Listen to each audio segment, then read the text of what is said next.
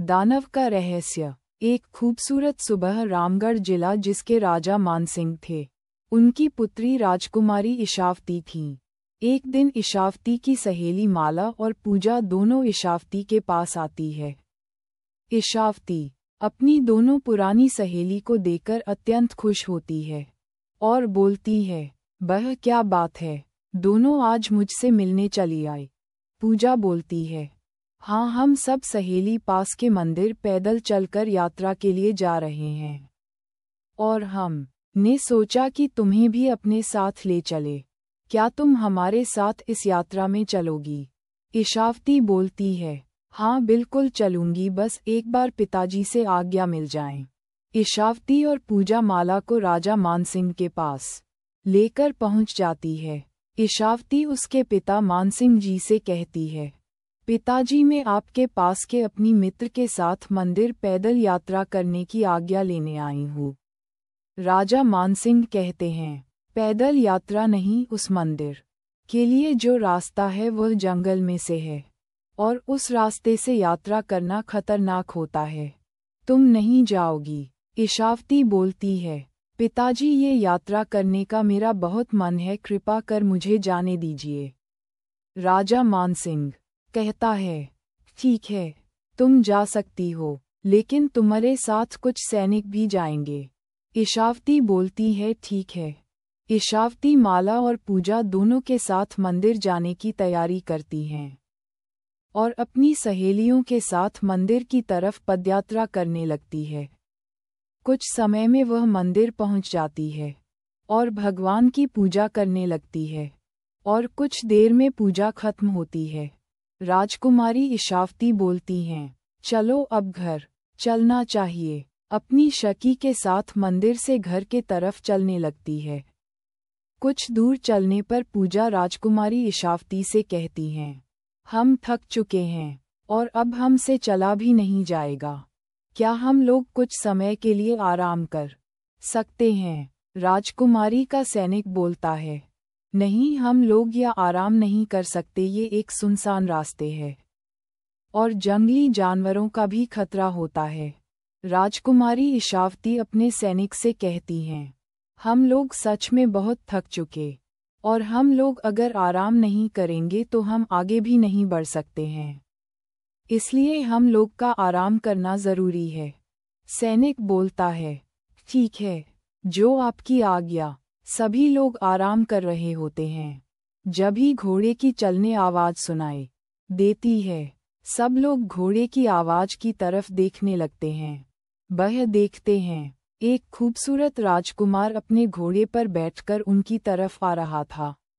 राजकुमारी इशावती के सैनिक उस राजकुमार को रोकते हैं, और कौन हो तुम और तुम्हें दिखाई नहीं देता कि रामगढ़ की राजकुमारी इशावती आराम कर रही है?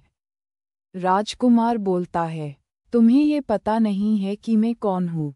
मेरा नाम राजकुमार कार्तिक है, मैं प्रतापगढ़ का राजकुमार हूँ। इतना सुनकर राजकुमारी इशावती अपने शिविर से बाहर निकालती हैं और राजकुमार पर उनकी नज़र पड़ती है और राजकुमार भी राजकुमारी की तरफ देखता है। दोनों एक दूसरे की तरफ आकर्षित हो जाते हैं। राजकुमारी इशावती अपने सैनिक से कहती है, आने दीजिए उन्हें। राजकुमार राजकुमारी के पास पहुंचकर बोलता है, तो आप रामगढ़ की राजकुमारी है, तो आप इस घने जंगल में क्या कर रही हैं? राजकुमारी इशावती कहती है, मैं अपनी साखियों के साथ मंदिर पैदल यात्रा पर आई थी और हम लोग कभी थक गए थे, इसलिए हम आराम करने के लिए रुक गए। और आप ये कैसे? राजकुमार कार्तिक बोलता है, वो मैं अपने महल से शिकार खेलने के लिए आया था। जब मैंने आपके सैनिक को देख पाए तो मैं आ गया। कुछ देर में रात होने वाली थी। राजकुमारी इशावती का सैनिक राजकुमारी इशावती के पास आता है और बोलता, राजकुमारी जी कुछ देर में रात होने वाली है और हम रात में यात्रा करना खतरनाक हो सकता है, तो हम लोग कल सुबह होते ही यात्रा कर पाएंगे। राजकुमारी इशावती कहती हैं, ठीक है। रात होती है। रात में कुछ भयानक भयानक आवाज सुनाई देती है। सब लोग घबरा जाते हैं। अचानक एक तरफ से एक दानव राजकुमारी इशावती की तरह बढ़ता है। राजकुमारी इशावती के सैनिक उसे रोकते हैं, पर वह दानव उन सैनिकों मारकर राजकुमारी इशावती को अपने साथ ले जाने लगता है। तब राजकुमार कार्तिक देखा राजकुमारी इशावती को दानव उठा के ले जा रहा है, तो वह अपने घोड़े से उसे दानव का पीछा करने लगते हैं।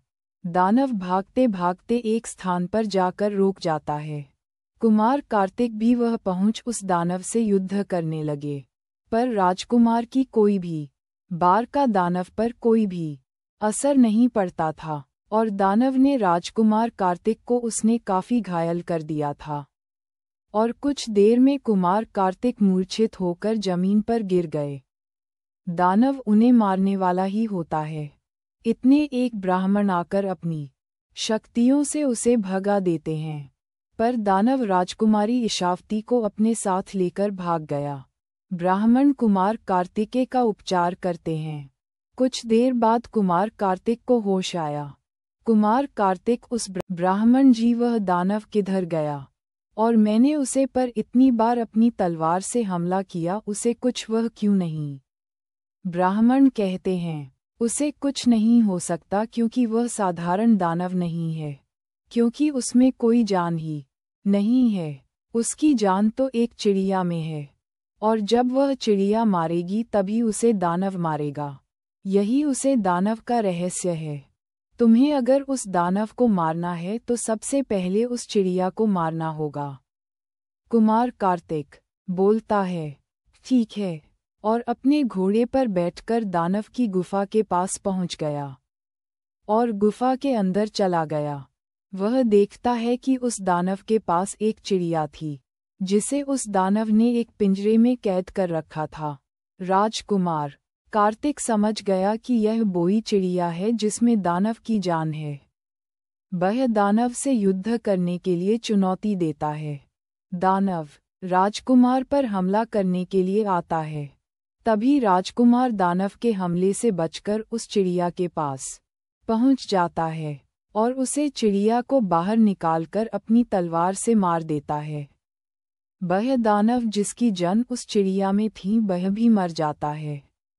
राजकुमार राजकुमारी को अपने साथ लेकर चल देता है।